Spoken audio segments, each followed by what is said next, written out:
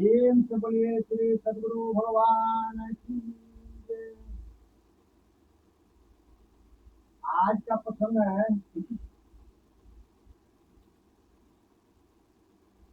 जीव और ईश्वर।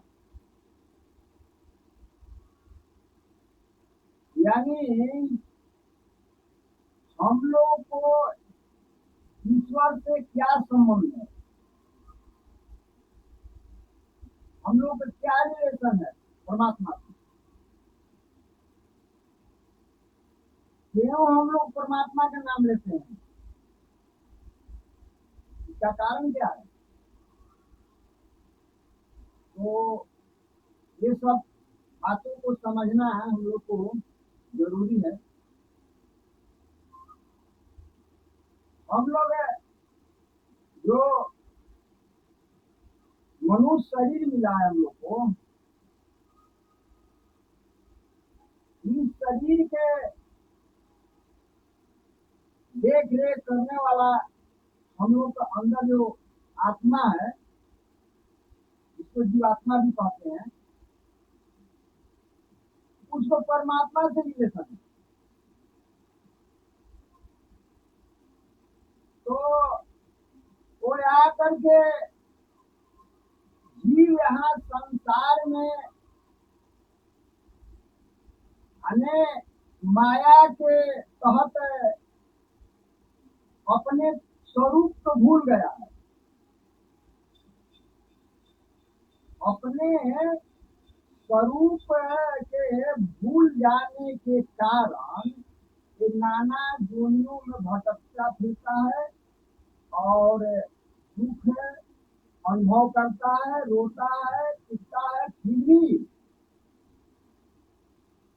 ये अपने प्रभु को अपना सही रिलेशन नहीं जान पाता।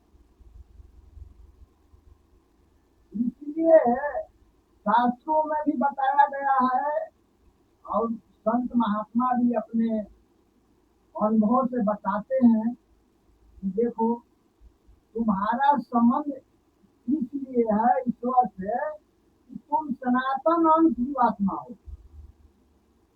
तो सनातन के मतलब होता है कि जो पहले भी था और अभी भी है और पीछे भी रहेगा, माने इसका कभी नाश नहीं होती, इसका कभी नाश नहीं होती है, कभी काल कोई समय में हर समय वो है और रहेगा। उसको सनातन कहते हैं, यानी उसको परमात्मा कहते हैं, ईश्वर कहते हैं, गॉड कहते हैं। तो उसकी अंश हम लोगों में है। तो अंश के मतलब टुकड़ाना होता है। अब लोग समझ लीजिए इस बात को बढ़िया से। जैसे मान लीजिए कि ये सूर्य है, और सूरज के किरण हम लोग पे धरती पर आती है जो हम लोग को ऊर्जा देती है। तो सूरज तो नहीं आए हैं यहाँ, उनकी उष्मा आई है, गर्मी आई है, किरण आई है यहाँ,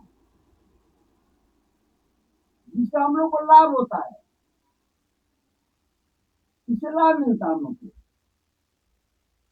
इससे हम लोग उपयोग में भी लाते हैं। उसी तरह से परमात्मा के हम लोग को अंश के नाते उस शक्ति से काम होती है। परमात्मा हम लोग के साथ है। तो अब परमात्मा जब साथ है तो हम लोग दुखी क्यों हैं। तो हम लोग को दुख का कारण यही है, हम लोग जो शरीर हम लोग को मिला है ना, अब शरीर मिलने के बाद जो शरीर पांच भौतिक शरीर है, इसमें और भी तन मात्राएं हैं से इस शरीर का सूक्ष्म शरीर कहा जाता है मन, बुद्धि, चित्त और अहंकार। तो ये मन, बुद्धि, चित्त, अहंकार जो है, अब एक काम का चीज मिला है। लेकिन हम लोग उसके तहत और वो परमात्मा को नहीं समझ पाते हैं। स्वतः फिर ये शरीर के लेकर के भूल जाते हैं। और शरीर संबंधी हम लोग हर तरह से व्यवस्था करते हैं, कैसे शरीर अच्छा रहे, बढ़िया रहे, सुखी रहे। तो ये तो जो हम लोग भूल गए कि ये परिवर्तनशील है। ये सब जो भी हम लोग को शरीर है एक समान रहने वाला नहीं है। जो शरीर मिला है ना, तो परमात्मा एक शरीर है। तो उस परमात्मा से जो जीवात्मा है एक शरीर है, तो दोनों में थोड़ा अलग अलग है। अभी एक दिखाई दे रहा है लेकिन एक है नहीं, ये दो है।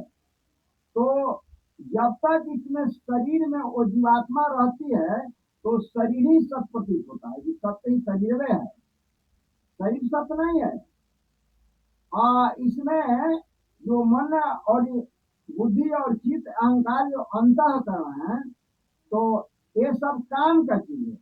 मन मिला है मनन करने के लिए, बुद्धि मिला है विचार करने के लिए, और चित्त चिंतन करने के लिए मिला है। तो इस तरह से हम लोग इसको काम में जैसे लाना चाहिए उपयोग में, वैसा नहीं लाते हैं हम लोग। भौतिक चीज में भटकते हैं हम लोग, खोजते हैं। तो देखिए, मन एक दर्पण है, एक शीशा है।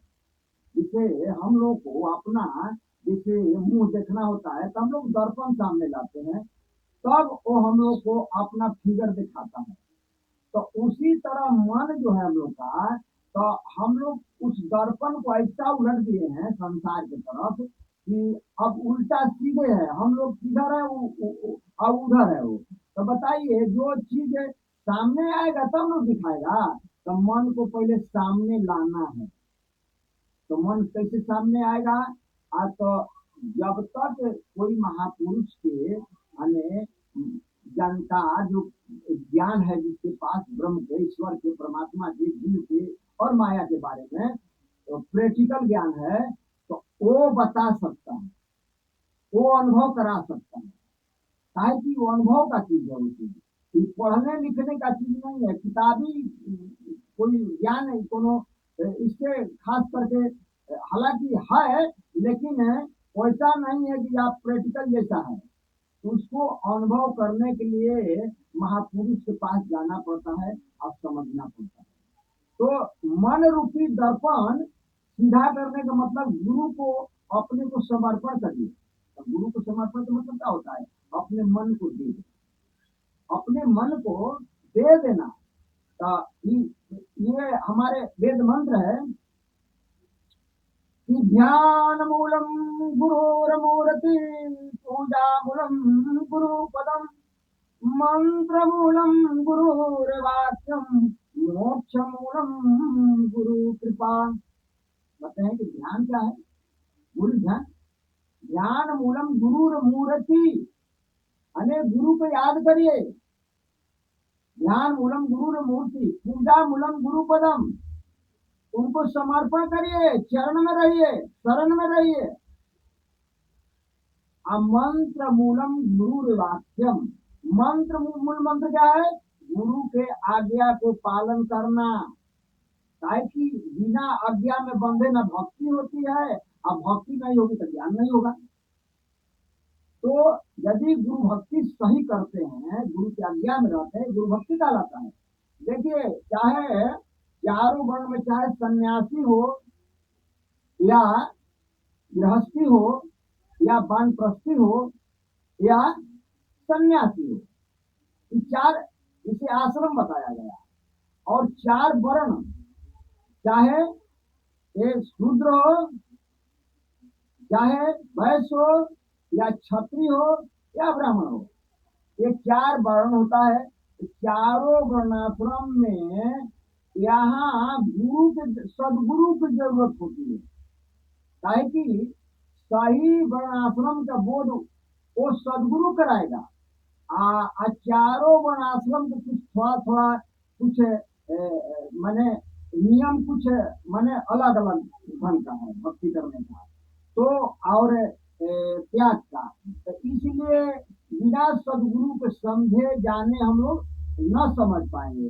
तो ये मन जब हम लोग गुरु को दे देते हैं, समर्पण कर देते हैं, गुरु की आज्ञा में रहते हैं, तो वहां से हम लोग को भक्ति शुरू होती है।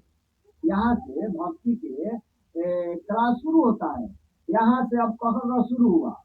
अब सत्संग ध्यान, सत्संग नित्य, ध्यान नित्य, रहिए करत संलग्न हो, ये लगन के साथ लगे रहिए। सत्संग जरूरी है। और ध्यान, ध्यान में बैठिए, मन को एकाग्र करने के लिए। काहे कि कह देने मात्र से मन गुरु को कह दे कि हम समर्पण कर दिए, तो इतना जल्दी नहीं हो जाता है, इसीलिए समय लगता है। काहे कि मन हमेशा माया में कई जन्मों से रहा है, माया का कार्य करता है, इसलिए माया का ईश्वर आवरण चढ़ा रहता है। कि माया के तीन गुण है, सत रज तम, ये मन के ऊपर रहता है, ये गुणात्मक होता है। तो जब तक माया के गुण रहेगी जीव के ऊपर, तब तक ये अपने आप को न समझ पाएगा, अपने अंशी परमात्मा को भी नहीं समझ पाएगा। तो पहले अपने आप को समझना है कि हम कौन हैं और मेरा क्या कर्तव्य है। कर्तव्य में आता है भक्ति, अब होता है हम कौन हैं, ये ज्ञान में आता है। तो ज्ञान और भक्ति अलग अलग नहीं होती है, दोनों साथ रहता है। जहाँ भक्ति रहेगी वहाँ ज्ञान रहेगा, और जहाँ ज्ञान रहेगा वहाँ भक्ति रहेगी। दोनों रहती है, माता और पिता। ये भक्ति माता है और ज्ञान पिता है, तो दोनों रहते हैं, माता पिता दोनों रहते हैं, अलग नहीं रहते हैं। कोई व्याख्या करता है ज्ञान का, वो भी ठीक है, कोई भक्ति का व्याख्या करता है, वो भी ठीक है, और बैराग का या भी योग का जो भी सब व्याख्या किया जाता है, सब अपने अपने स्तर पर सब ठीक है। लेकिन भक्ति सर्वश्रेष्ठ है, सर्वोपरि है। इसके अंदर परमात्मा के लिए लगन लग जाए, प्रेमा भक्ति इसको कहते हैं। इसमें जब लगन लग जाएगा ना, तो परमात्मा को पाने का कोई कोई खास करके और दूसरा साधन का जरूरत नहीं पड़ेगा। काहे कि इस सब साधनों में एक बड़ा हटकर बड़ा साधन है, जिसके लगन लाग जाए। लागी लगन मोहि गुरु चरण नमति, चरणन बिना मोहि कछु नहीं भावे, जग माया सब सपनन की, मोहि लागी लगन गुरु चरणन नमति। ये मीरा का भजन है। तो जिसको लगन लाग जाएगी तो प्रभु प्राप्ति के लिए, तो प्रभु को पाना असंभव नहीं है, संभव है। काहे कि परमात्मा अपने साथ एनी टाइम है, अपने से अलग नहीं रहते हैं, लेकिन अज्ञान के कारण दिखते हैं अलग। अज्ञान, तो ये अज्ञान क्या है?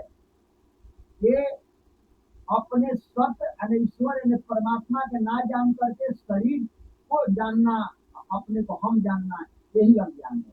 ये शरीर के हम जानने के कारण ये सारा